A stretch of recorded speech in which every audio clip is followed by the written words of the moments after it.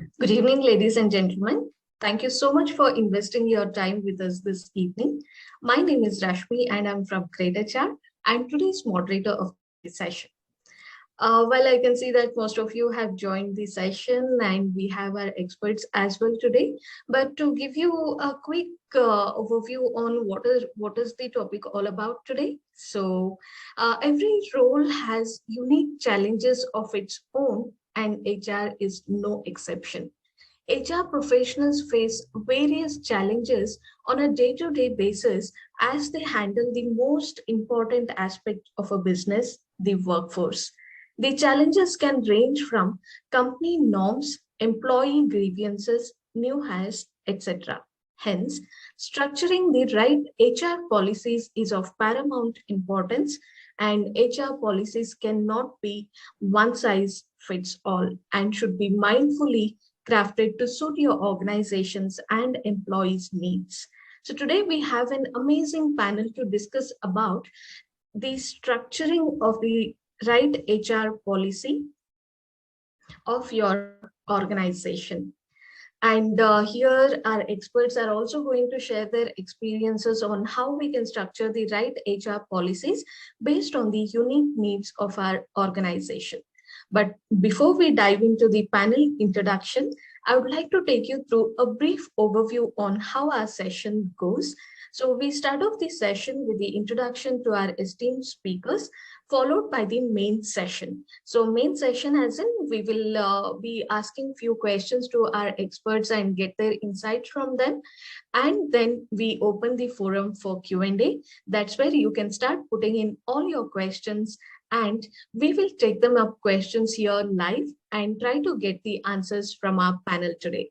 So to put across your questions, you can make use of the Q&A option, which is already available in Zoom control panel. And also currently the session is being recorded. So for any unavoidable reason, if you couldn't attend the session on time or happen to miss out on any part of our today's session, not to worry at all, we have got the backup here. All right, and this recording will be shared with all of you soon after the session is done. So on this note, let's welcome our today's expert panel.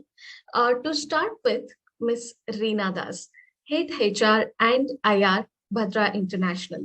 So Ms. Reena is an HR professional with 20 years of rich experience in end-to-end human resource management and industrial relations. Ms. Reena's key strength lies in manpower planning and resource management in public utility services sector, along with having the experience in setting up an HR services organization for a large conglomerate. She is currently heading the Human Resources and Industrial Relations function in Bhadra International, managing the South and East regions. She is also responsible for the end-to-end employee lifecycle from talent acquisition to performance management to talent development. And not just that, she has handled complicated industrial relations cases in Bhadra and have chaired many POSH inquiries. Ms. Reena has been instrumental in setting up 3 HR consulting and training organizations like Randstad, erstwhile, Mafoy, and TVS. So Ms. Reena, welcome to the session and it's an honor to have you here. Thank you very much, Rashmi. It's my pleasure. And thanks for a beautiful introduction. Yeah. So moving on to our next expert, Ms. Namrata is about to join us, I guess. So in the meantime, let me move on to our next esteemed speaker, Ms. Renu Bohra, Chief Human Resource Officer, DB Schenker. So Ms. Renu is a seasoned HR professional with more than 2 decades of experience across industries. She's an expert in HR strategy, learning and development, talent management, employee communication, talent acquisition, and labor compliance. Ms. Renu, Chief Human Resource Officer of DB Schenker, has won the 2nd Innovative Best Practices Award 2019 for Women at Workplace, organized by the UN Global Compact Network India in the category of private and public sector. So Ms. Renu, a warm welcome to this session, and it's a pleasure to have you here. Thank you so much for inviting me. Thank you. And I think Mr. Kumar, who is in the portable mode now. So Mr. Kumar, a warm welcome to our session today. To tell you more about Mr. Kumar, the head HR of Godrej and Boyce. So Mr. Kumar is a passionate HR professional with 20 plus years of experience in human resources, industrial relations, administration, CSR, and safety functions.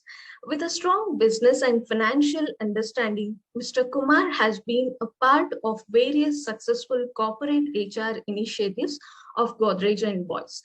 Mr. Kumar is specialized in personal management and industrial relations, has been instrumental in setting up 2 greenfield projects and part of the growth journey of 2 businesses which grew from 25 to 1,000 crores as a storage business, and the other one grew from 5 to 200 crores in the sector of automated storage and retrieval system business, respectively, in the last 20 years. So, Mr. Kumar, once again, welcome to this session, and we are delighted to have you here. Thank you. Yeah. All right. So I think it's now time to head towards the second segment of our today's session. Okay, I can see that Ms. Namrata is here. So, hi Namrata, welcome to this session. And also, dear participants, to tell you a little bit about Namrata, let me just take you through her profile. Yeah. So Ms. Namrata Dhasmana, Head People, Business and Culture, Genpact. So Namrata is a thought leader and global speaker and carries her brand for leadership development and strategic HR, an influencer and an advocate of DEI, a passionate trainer and people developer, and also she's an IIML alumni after her studies in strategic management for leaders and Alma Connect member at NMIMS with her MBA in the same again. So she's a Gallup professional and a certified global coach. So Namrata has an exposure in mining industry, BFSI and ITS, and believes in diversification as the key to success in life. So she's a strength-based leader and creates strength-based culture in her capacity. She's a contributor in People Matter and is a global speaker. She has been invited in all the famous podcast interviews like People Hum, Guiding Voice of India, Vantage HR, and many more. So leadership development and creating best practices is her forte in HR. And also another interesting thing about Namrata is she's an ex-army officer who leads a purposeful life and cares about economic development and youth development as a social cause. She's also the winner of Indian Achiever Award 2020-21. And she has also been featured in Corporate Citizen in May 2021 edition. So Namrata is also a skydiver and has jumped from 14,000 feet and led river rafting expeditions. So welcome to this session, Namrata, again. And it's an honor to have you here with us today. Thank you so much, Rashmi. Thanks a lot for this wonderful introduction. Excitedly waiting for the discussion. Sure. Yeah. So dear participants, we are now, as I said earlier, we are now heading towards the second segment of our today's session. So in this segment, I'll be asking a few of the questions to each one of our experts today, and let's try and get the information and insights from them. And let's see how we can implement all of this in our organizations. All right. Well, to start off with, Ms. Reena, I would like to start with you. So, Ms. Reena, according to you, what are the common HR dilemmas and how to deal with them? Sure. Thanks, Rashmi. Well, as an HR professional, we are the custodian of the HR policies and procedures which organizations have. And it is very important for us to understand ourselves first, and also the organization's values, beliefs, systems, assumptions and experiences so that we can shape the world of work. When we have HR policies, these are all written documents, scripted well, and in terms of ensuring what is to expect from the organization as an employee, and also an employer, what the employer expects from the employees. So to handle this, we have certain set guidelines, rules, but then the guidelines always does not work. So that's why I thought maybe I'll give you some example or share an experience that I have personally have undergone as a dilemma, which could be useful, because there are many cases, but I thought one that I could pick up and speak in this forum. Well, because it also helps you, this dilemmas also helps you to become a better HR professional, is what I have experienced. So I'll share my part of the story in terms of how what had happened and how I had to overcome it. Well, the dilemma was like I was handling a posh case.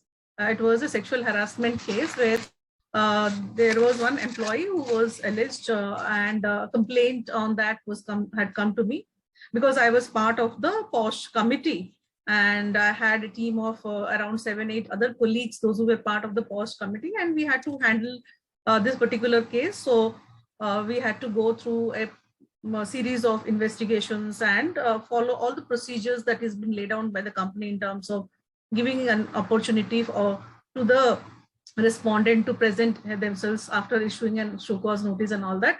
There were line managers were involved and other investigators along with the witnesses, and all of us, we had to go through, do a detailed investigation, because it was a posh case, and any posh case, I mean, for that matter, any organization will not take it for granted in today's scenario. So we had to do it in a very detailed manner. And after going through the You're on mute. You're on mute, Reena. Yeah, I think by Sorry. mistake. Yeah. We missed you from the time you said that, that you did a lot of investigation. I was talking about when we got the complaint from the person that there's an harassment has happened, a written complaint, and then we issued a show cause notice, and we started the investigation process with the respondent and along with the witnesses who were the line managers, and also certain other evidences that we could collect through CCTV footage and all of that. So after that, what happened is it was very clear case of an harassment. A sexual harassment has taken place, because it took more than a month or so for us to investigate and do the findings. And after getting to know with the proper witnesses and all of that, it was a clear indication of an harassment case which has happened. And this person who was involved in this, it is not just the first one. After doing the investigation, we also were able to find out that there were other incidences which were like hidden under the carpet, had come up because of this intense investigation that we had to carry out. And based on this investigation for this particular case, we gave the recommendation to the business, because as an HR, as a posh committee, we cannot take a call in terms of what is the punishment that has to be given. We can only give the recommendation to the business stating that this is what has happened. And there are substantiable witness and evidence to it that there's a harassment which has happened. So after giving the recommendation, it came to my surprise that for the first time in my career by that point of time, this recommendation was not taken into granted. They said that, yes, you have done your job, you have done your investigation, you have done given the recommendation, and now it is the management who will take the call. Management was comprising of the business heads and the operation heads and all of that. They would take a call, and thank you for doing your job. That was the response which we got it from the operation heads. And then I was, because I was involved in it, and then I was also talking to the candidate, the employee who was harassed. And that candidate, she was coming continuously to me to ask, what is the justice that you're doing to us? Because it is not just me. There are other girls, those who were involved in this. I mean, those who were also gone through this harassment. They were not able to come and talk it out. And I was the one who could stand and write and complain and do the same. But when it came to the operation heads and all, they said that this particular thing, we cannot take an action because this particular person has got high influence from other regulatory authorities and bodies who are helping us in the operations. So we cannot take a call on terminating the employee. So, I mean, I was like totally not in a good frame of mind because I'm interacting with the girls, those who have gone through this torture. And I felt that morally also it was not right, because when you have an HR policy in place, when you have laid down the HR policies, which was clearly stated that such type of misconduct leads to serious misconduct leads to termination. That was the thing which was noted down in our policy, and we don't stand for the policy that we have made. So it was a big dilemma for me. And then, but I was not able to put it across because from that employee and whoever was supporting the employee were very strong compared to what I could present. Then they took a decision of transferring the employee, then making that employee be in the same station to some other locations is what the decision was taken as a punishment, but not keeping that employee there. Then I had a choice. I was in a dilemma, but I had a choice either to leave the organization and just not, because my conscience was not making me agree to this decision, either leave or talk to the management, and I can take it to the next level to our board and the management and tell them this is what is happening. And so that, because the end of the day, when we are the custodian, we have to see that the employees are been given a fair chance and they have been supported.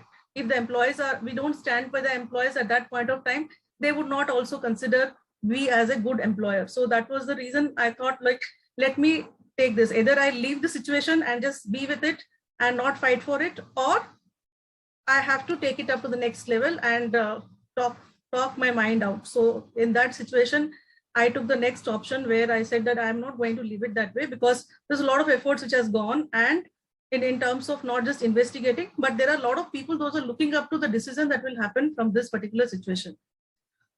And then I went to the management and brought this incidents, presented to them in terms of showing all the evidences, everything, which was very clear of why an termination cannot be done for this particular employee. And the management came to the understanding that, yes, this is going to set a culture on how are we going to, are we there for the employees or not there for the employees. And if we take a wrong decision at this point of time, it is not just a matter of one employee who has been supported by different regulatory authorities, but there is a matter of thousands of employees, those who look up to the organization for this particular decision.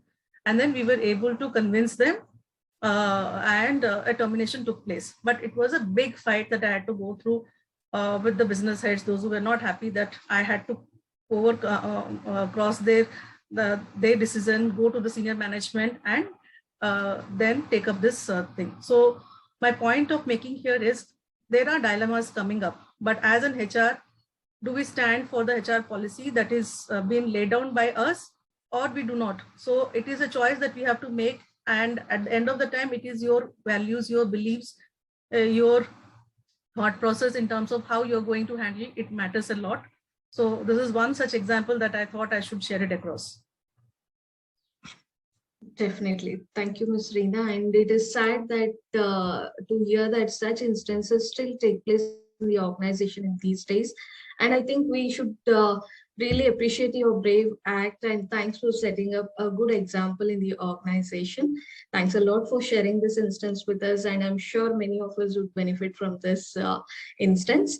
So moving on to our next speaker, Ms. Renu, I have a question for you here. So as we get back to the new normal, what are the ethical dilemmas for human resource professionals? Thank you very much for this question, and thank you for inviting me. And I was quite impressed with the way Reena spoke about the case, and it appeared to be very relevant. It quite resonated. Thank you for, and also, adds, it makes your conviction very strong also when you hear such cases that, there are people, there are workplaces, there are HR managers, there are posh committee members who would take up and go to any extent to redress the grievances. So the topic to me is that, what are the ethical dilemmas, particularly in the new normal. So I'll share with you a couple of them. Some of them are around the new normal. Some of them are the ethical dilemmas that I have faced or I generally face. And why we talk about ethical dilemmas? Because, no policy is in black and white. When we make such policy and when we start interpreting them, then we should also look into the context. So the richer your experience is, the more value you can add to the organization and the workplace. So one such dilemma that I'm facing is that, how to deal with employees who are not vaccinated. And we want them to bring them to office, because there are other colleagues saying that let's bring them. Forget about the other colleagues. Even if we say we are totally remote, but yet we would like to have these employees, if they are managers, we would like to have them for some of the key meetings. We would like to have them for celebration, small celebration that we are organizing. So to create a good connect. We also want them to come forward for customer meetings if the customer is calling us. So what do? Shall we call them? So legally, we cannot ask them that they have to vaccinate. We can't force them to vaccinate, fine. Yet we would like to call them, not because just we want to be just blindly calling them. I said for customer visit, we would like them to travel, but we can't put our customers to risk.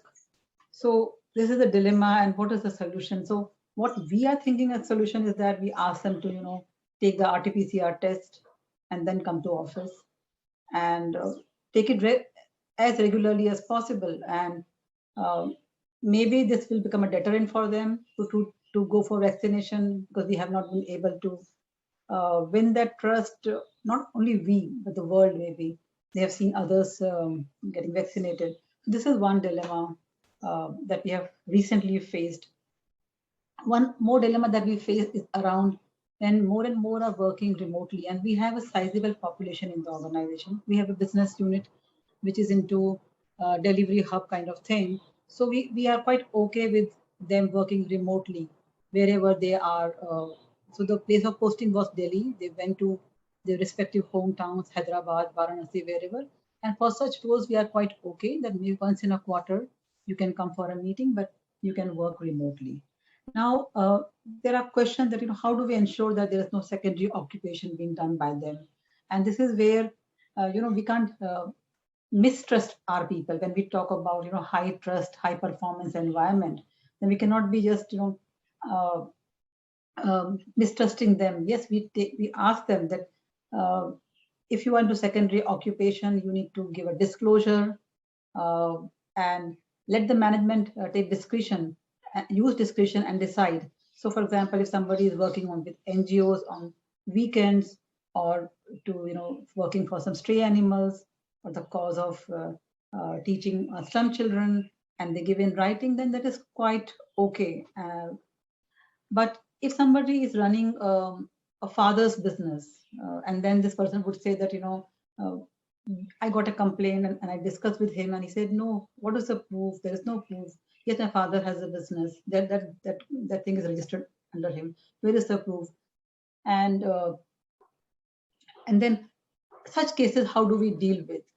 And there is no documentary proof, but there are enough evidences that this person is working. And so what is the issue with the organization? Obviously, your organization's time you're spending on some other activity, so you are not fully committed, you're not giving full time to the organization. And here I'm just keeping it open, but I'm just throwing some dilemmas here. Another dilemma is that we have some employees who I've seen this in some of the organization, and through network also I keep on hearing. So you have a team member who is into multi-channel marketing, selling Amway products or some beauty products. And I had a team member, and I said, this is not the right thing that you are doing in the office. You are being in HR, you should be seen as fully committed to the organization for the 9 hours that you are in the office. And she said, I'm doing it in the lunchtime. How does it bother you? And so on. So as HR, where do we decide we we draw the, line and say, no, this is not allowed? Where do we close our eyes? Where do we say that this is an open truth? So if we nab one person, they would say others are also doing. So this is also one of them, and the organization should definitely discuss it and decide on it. Another one is that whether to report or not inappropriate behavior of your colleague. So I have seen cases, I've been also approached by people that there is a colleague, a senior colleague or whoever,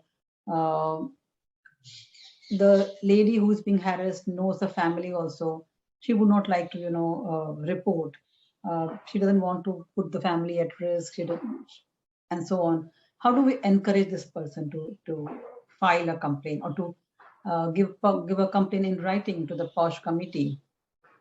And this is a dilemma for HR also, that should we encourage? So I would always say that HR should definitely encourage people to have that courage and the trust in the system, and also a dignity for yourself that you will not accept to be harassed by any of your colleagues or anyone for that matter. How do we reach to that thing? And I've seen this couple of times. Another dilemma is that, whether to sack somebody who is found doing financial impropriety. So the answer would be yes, this person has done financial impropriety in the organization. He was accepting bribe or taking some commission, sack him. The next question is that, should we sack a worker who has stolen?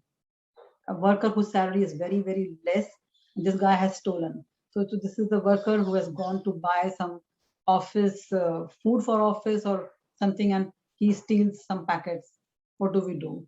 I remember that I was sitting in, I was hearing a very admired HR head, and who said that when you sack a worker, you are pushing him and his family to the lowest level of the Maslow's hierarchy. Now, like roti kapda makan kind of thing.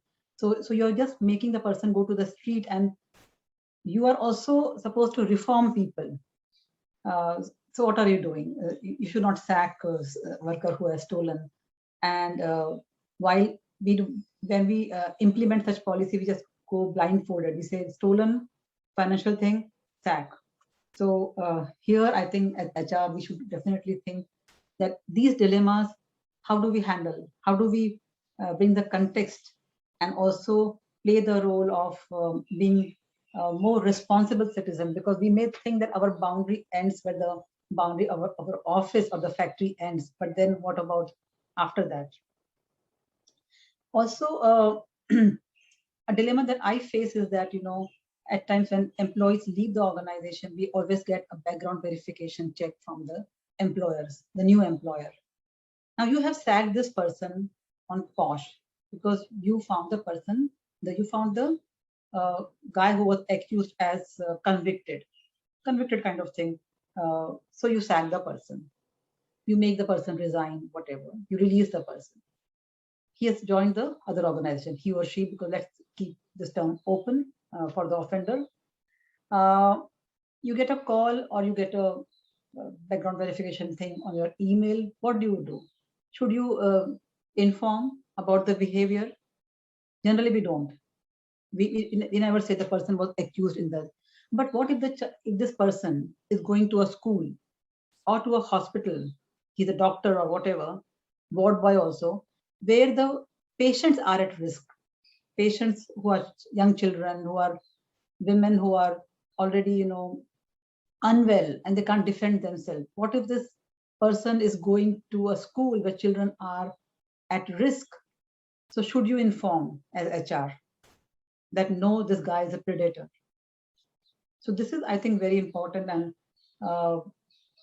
this needs deliberation, this needs discretion. I also have this question at times. My team members say that this guy was sacked because of his low performance. Shall we inform the new organization? And I always say never, because performance is so contextual. What if the person may have failed in our organization in this particular role, with this manager, with these colleagues, with this system? He or she may flourish in the other organization. So you can just write, okay, average, but don't need to write that, he was a low performer for 2 years, so we remove him. There I'm very clear that we should not be sharing such information. And I don't have much of dilemma there. One dilemma I also face is that what is the right action for posh cases? The posh cases come in all variety. So we say that zero tolerance. And we say zero tolerance, obviously we have to act on it. But what is the action? Is the action always sacking? Or because it also allows you to give a warning. It also allows you to segregate. If the person who is accused is maybe a junior or a newcomer who was just writing you some kind of love letters or whatever those letters. Okay, I'm getting some questions, but I'll read them later on when the time permits. So I'm saying that in such cases, the POSH committee, once they have done proper investigation, it has to be deliberated, the pros and cons of it. So I know of many cases where we have just removed the person, but I know of certain cases where, I will not speak about which organization I was working in, but where there was this person who was a colleague, a very well-behaved colleague. One day when they drank, he just pegged on the cheek. And after that, he started saying, sorry, and whatever. So in that case, we transferred that person to a different location. We observed him for another 1 year or so. He was with us for 11 years. There was no past cases and so on. So when we were acting on that, when we had decided on that action, I was quite worried that, am I doing the right thing? And personally, I went through a lot, because is it the right thing, or shall we just sack the person? And what do we do? In that case, generally people who are like defendant, they would say it never happened. But in this case, he himself said, yes, I did it. And he showed a lot of remorse. And we had enough evidences that he would improve, or he would be very mindful, and so on. So with this, I think I've given a couple of cases that I have dealt with and I deal with. And I would say that the list can be long, but I would see each dilemma as an opportunity, and not a copybook style of working. And I believe in taking diverse views and opinions into consideration, and then come on consensus. Consensus is not about majority, that 5 people are saying, yes, let's sack the person. No, I'm saying that valid views are taken into consideration. So thank you for inviting me on such an interesting question. Thank you. Thanks, Renu. That's very true that no policy can be a black and white. So I think all of them come with some dilemmas always. So thanks for bringing up such moral, ethical, and practical dilemmas here to ponder upon. So next question I would like to ask Ms. Namrata. We would like to hear it from you. So my question for you is how HR can evolve and create best practices in the organization with regards to various aspects like recruitment, hybrid work culture, coaching culture, etc. Thanks so much, Rashmi. This is something really very close to my heart, and this makes me to recall day before yesterday's news of Financial Times, which captioned 59% of employees in India reportedly feel stressed in everyday life, which is higher level than global average. And to add some more data to it, employees who had access to 10 or more well-being resources through their employer were 20 percentage points less likely to move to another employer, and 18 percentage points more confident that they can get their healthcare benefits that they want. And 8 percentage points are, they're more energized. Now, this is the data as per the survey results of Financial Times, which was there in the newspaper day before yesterday. Now, this really calls for the change in the policies of HR to improve the employee engagement first, which will further improve the employee productivity. And of course, it further reduces the attrition. And to add on to it, being a strategist and business very close to my heart, I always keep it aligned to have it improved along with the brand equity of the organization, so that the people of operations who talks about revenue, who talks about, कि धंधा कैसे चलाना है, that gives them a kind of thing that, okay, as a HR leader, I know how operations is led. I know what is the most important thing. I want to brand my organization as one of the best employer as an HR leader. So that's why flexible working, not only hybrid working, but also the remote working, which can be enabled. It can vary from different industries. Mining will have a different culture altogether, different verticals. Some of the people in HR or employee experience or even in business also can be given a hybrid or a remote working kind of thing. So this is again a very diverse kind of portfolio, or a diverse working style can be adopted. Then emphasizing on the psychological wellness. We have heard a lot by previous two speakers where we have, where they have really hit the psychological wellness. That really improves the loyalty and the performance of the people towards their organization. Of course, reformation in the medical policies is something which we really need to look for. And then creating an empowering culture, which is strength-based culture. We all are very much keen and interested in knowing what are my weaknesses. We as HR in training and development, we keep fixing the weakness of the person. Okay, he or she is not good in all these kind of things. Let's call for a trainer, or let's get a coach and get these weakness fixed, so that the employee becomes an average employee. How might we invest on the strengths of those people so that they become the best of our employees and become, our brand ambassador of an organization? I have been always doing that in my capacity, because the HR needs to evolve to invest on the talents of the employees to convert them in strengths. Because everyone is unique, as said by Miss Renu, that diverse opinion and diversity is the mindset, and everywhere we have to be very, very varied in our thoughts. Everyone is unique, and if that uniqueness of strengths is not fulfilled, then something is lost in people. This is very, very profound, and this is very, very important. Now, talking about recruitment, candidates are more than their resumes. We have to accept it. And diversity matters, and hiring bias is real. Organizations with diverse, equitable, and inclusive workplaces, they apply a very holistic strategy to integrate very fair practices at each stage of employee experience. And the organizations have started counting these employee experience, and the recruitment is the step one, where we are creating that kind of employee experience. Because the moment a recruiter approaches anyone, the candidates start, making that kind of impression about the organization. Then promoting diversity of talent within the candidate pool. Now, this talent is just not analytical or hardworking or just strategic. We can have executors, we can have ideators, we can have strategic thinkers. So to have that kind of talent pool in our organization, vertical wise, that makes us to rethink the job in an unbiased way while the recruitment and selection process we are beginning with. To recruit top talent, we really have to rethink our job postings, which we all know sometimes we really falter in that. And as per this Gallup survey, it was found that only 5% of the recruiters and hiring managers, they are strongly agree that the company's job postings were an accurate reflection of the roles that actually job demands. And then, and now we are in hybrid work culture. Even I was onboarded when we were in all that kind of, when we were in the pandemic way of living.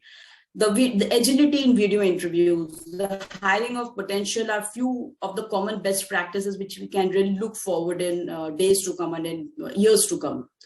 With these as requirements to derive that kind of business efficiently and to have that kind of sweet spot between people, technology, and business, we as an HR leaders and we as an HR people who are there into making policies and then formulating and then having all these kind of dilemmas and questions with us, we really need to evolve with first the policies and within our own selves to emerge strongly and much strongly in this new normal. Creating the culture of purpose-driven work. operating with purpose. Let the employees come with some kind of purpose and just not for a month end pay check to the organization. This will improve this has improved the loyalty towards the people, towards their managers, and then further towards the organization. Creating coaching culture, often misunderstood and the most underrepresented thing, which is very empowering and very insightful. And there are models like GROW model, which are widely used in industry. So people who know GROW model, they understand that what are the realistic goals of the people who are in our organization. They have their personal goals, they have their professional goals. And once we have that kind of trust while having these kind of coaching conversations, the employees also come up with their personal goals when they are aligned with the organizational goals. Then encouraging the entrepreneur, or rather I should say intrapreneurship mindset. Now, an entrepreneurship mindset will take on the responsibility to innovate new ideas, products, and processes, or any new invention within the organization, which increases employee engagement, long-term sustainability, and further, as an HR person, it reduces my attrition rate, which is very, very important for me. Then adopting practices for minimal damage to the environment. Now, we had COP26. We are listening and we're talking about climate shift with the global causes and concern in the climatic changes. The HR practices should be encouraging to adopt some of these concerns as one of the best practices in the industry. This further elevates the organization's stand in the industry. And this creates them as a best employer. So the leader, the CEO, the other people also looks, okay, fine. The HR is, thinking beyond than just the HR policing. And we are also talking about brand equity. Then transformation in cloud is again one of, is very, very a transformation in the cloud as per the feasibility, of course, because if we are in BFSI, it's very difficult to have this kind of transformation. So as for the feasibility of the organization, of the verticals, because that really needs us aligned with this VUCA, which we have really seen live when this pandemic had hit us. So then adopting a diversity, equity, and inclusion in real full spirit by extending inclusivity and giving them that kind of, equality.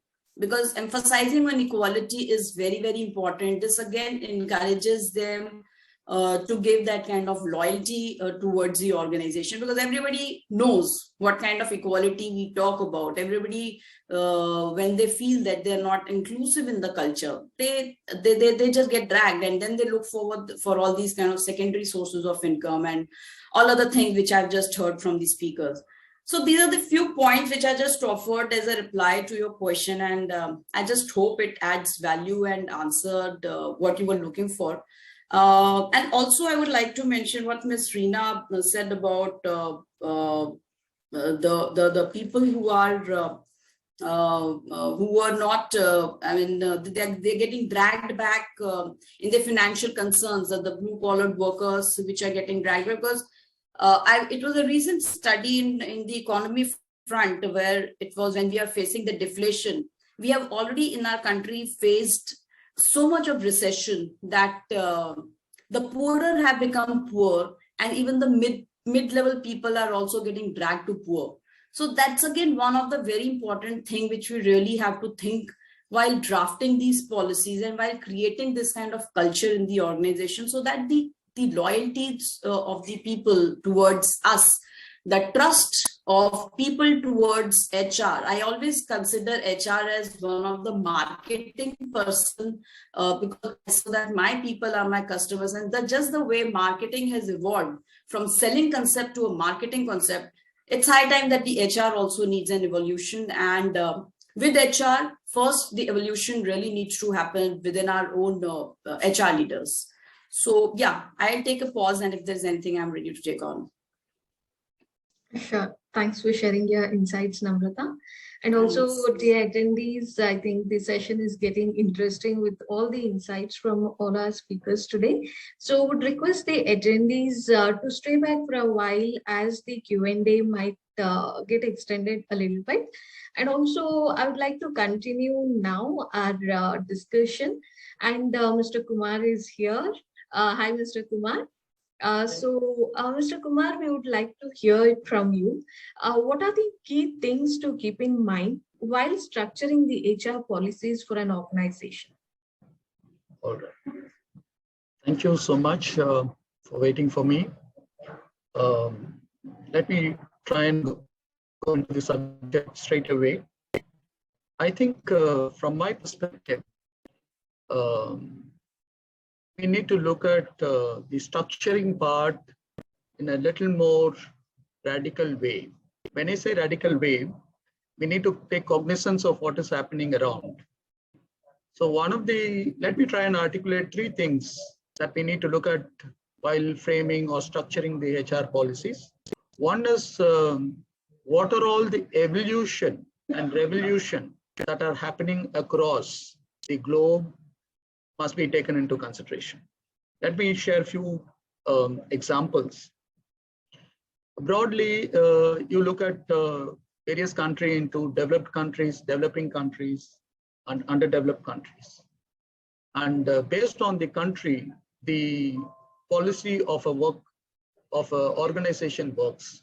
For example, in a developed country, they work for only 4 days a week, or 5 days a week, or only 5 hours a day.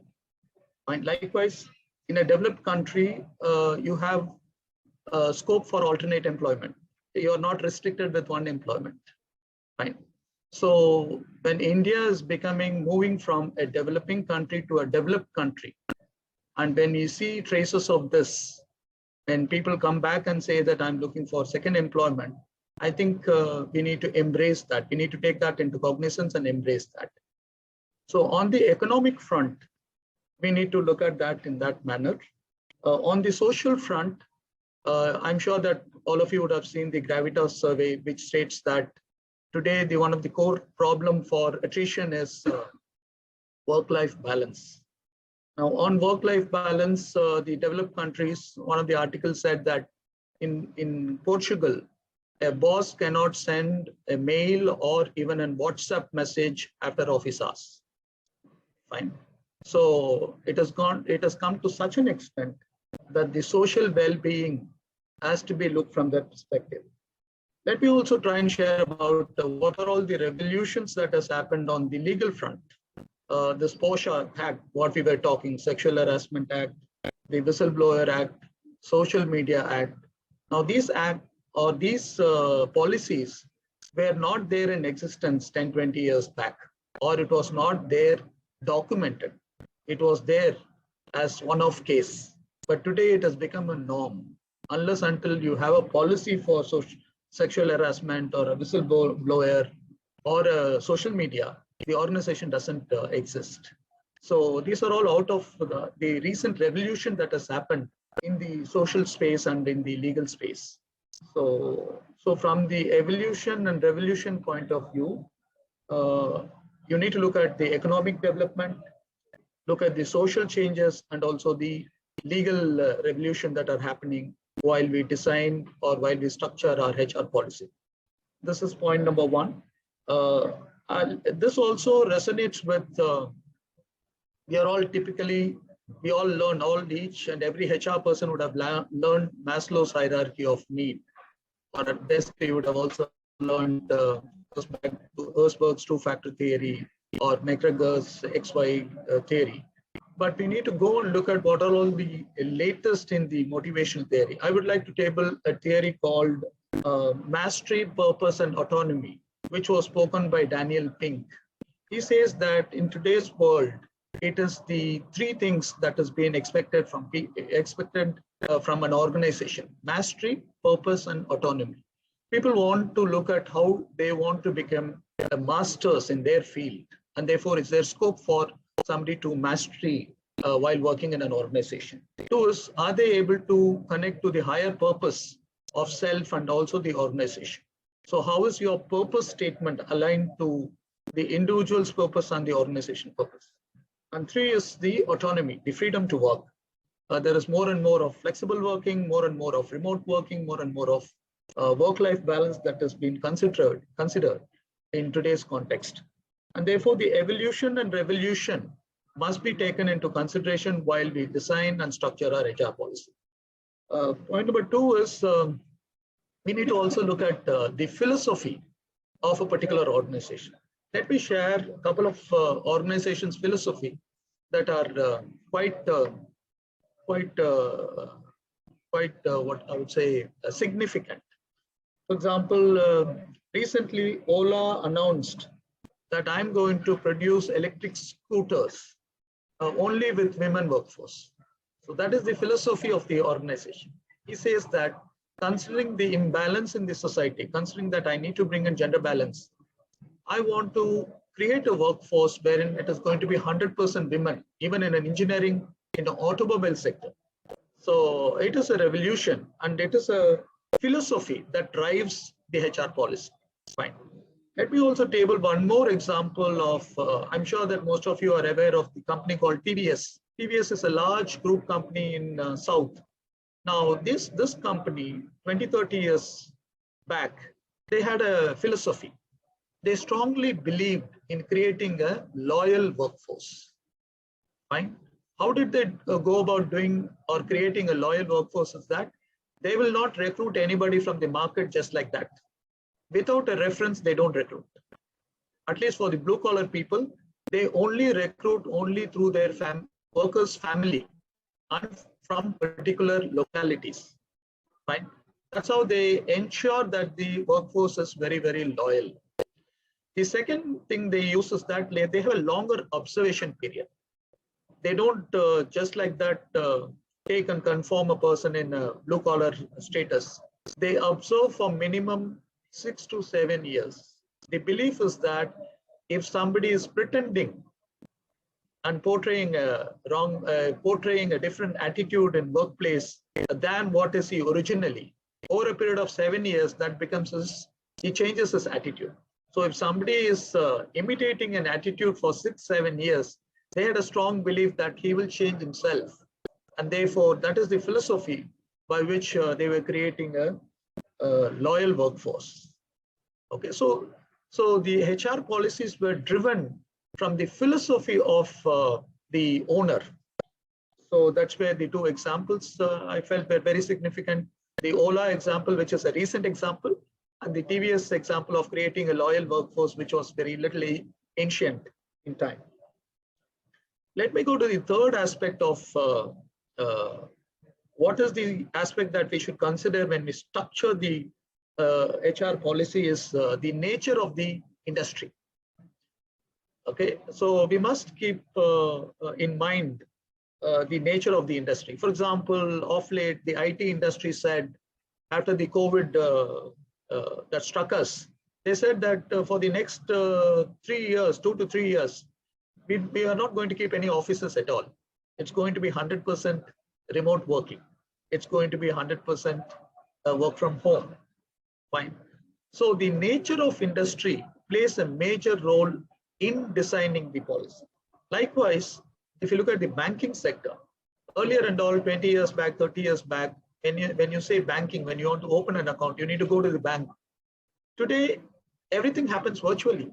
I've not seen my bank at all in the recent past. Everything happens at your doorstep. Everything happens virtually. Everything is in your mobile. Fine. If that is the need of the customer, how your employees have to be supporting that need, and therefore, what does your HR policy provide for? I think these are some of the highlights I thought I should share when we structure the HR policy. Let me try and summarize what I was trying to convey. A, we need to look at what is the evolution and revolution that is happening in the environment must be kept in mind. 2, we need to look at what is the philosophy of the owner or of the organization that has to be kept in mind. And 3 is, of course, the nature of the organization that goes a long way while designing or structuring the HR policies. Some of the things that other speakers spoke was, say, Reena spoke about, or somebody spoke about, sometimes the policies are not black and white, it is gray. Fine. So I think the policy has got two aspects in it. There is a letter and there is a spirit. The letter is always in black and white. The spirit is where the black and white is not there. It is always gray. So we need to look at the spirit of the policy from that lens. And therefore, we need to move from the letter to the spirit when we look at taking decisions when you're in a state of a dilemma. That's one thing that I wanted to highlight. Second thing is like what Reena was sharing in terms of taking a decision in a POSHO situation, there is a value dilemma, right? So therefore, how do you really drive? What is the so there is something called as justice and there is a law. What does the law say and what does the justice say? I think you need to have a fine blend of both when you take a decision of this nature. What is the just for the situation and what does the law say? So if you can marry these two things, I think we can find a correct, appropriate answer for that. With these few words, let me close my oration. Thank you so much. Sure. Thanks, Mr. Kumar, for sharing the valuable points here.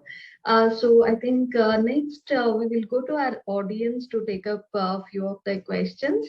And also I can see already the questions have started pouring in here. And the first question is from one of our attendees, Mr. Satyanarayanan. And Reena, I would request you to take up this question. I can see you have already answered it, but probably if we can just repeat this, I think the other attendees would also benefit out of this. So Mr. Satya's question is, ours is a corporate organization with 41 employees and most of them are engineers. While we have POSH Act and policy being documented, is there any process to implement POSH Act effectively? If so, should we have some external parties also as part of the committee? Yeah, Satyanarayan, well, POSH, you can implement only by educating members. That's what I started doing in the current organization, where we have large members, those who were female employees, and they were not aware of how to actually approach anyone. So the first and foremost thing that can be done for implementing POSH is educate employees by using different techniques, whether it is a communication that goes to the employees or during your induction training program or any other method that your organization follows in terms of informing employees that there's something called, there is a POSH committee which exists in your organization, and employees, those who have got any of this harassment cases happening, they can approach an email ID and a phone number could be given to them so that they can approach the respective member. So that's how you can start with that. So once the educating members happens, then people will start knowing it. And once that is in place, then it would be easy for any organization to implement the POSH. And in the meantime, organizations should also have a POSH policy in place, which has to be a read and sign to be done for all the employees so that people know that there's a POSH policy in place and they can be approached to the correct committee members or the members, those who have been identified by the organization as a POSH committee. Sure. Thanks, Ms. Reena. And Mr. Satyanarayan, hope that answers your question. I would like to take up the next question. This is from our attendee Manichandra. So Manichandra's question is, what are the best policies HR can adapt for better work-life balance? So Ms. Renu, would you like to take up this question? I think I can try my hand, but I have not reached the, the best solution. We still have issues around work life and we keep on hearing about it. Rather, last week only one person resigned who we hired very recently, and she used the word work life.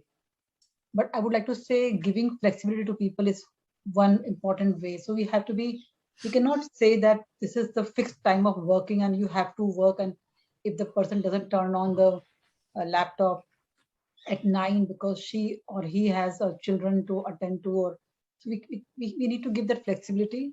That is one way to address work life.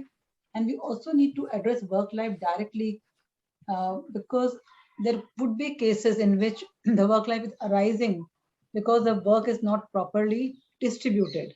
We also find this in our team, that work is not generally, we give work to those who work a lot, or we find they are smart workers. They are dumped on the work at times, not always, I'm saying. And we can also look into the work processes. At times, work-life balance is also because they are not enjoying the work, because the work has become a drudgery. The purpose is not coming out of it. So it's easier said, but I've seen the process improvement is very, very important. What happens in terms of delegation, the manager would delegate the work which he or she doesn't want to do, rather than looking, if I don't want to do that work, maybe the work is not worth doing. We have to look into some process improvement. We have to work together on that. And I think process improvement has to, in a running car, how can you change the engine? But there are ways to change. So if you would say, okay, one fine day we'll do process improvement. Till the time, let's hire one more third-party employee and do this work. That will only add to inefficiency. But I'm sure that others can give far good, based on their experience. I'll just add on here, Rashmi. In one of my organization, I was heading this team, and we used to work 24/7 since our business was US based.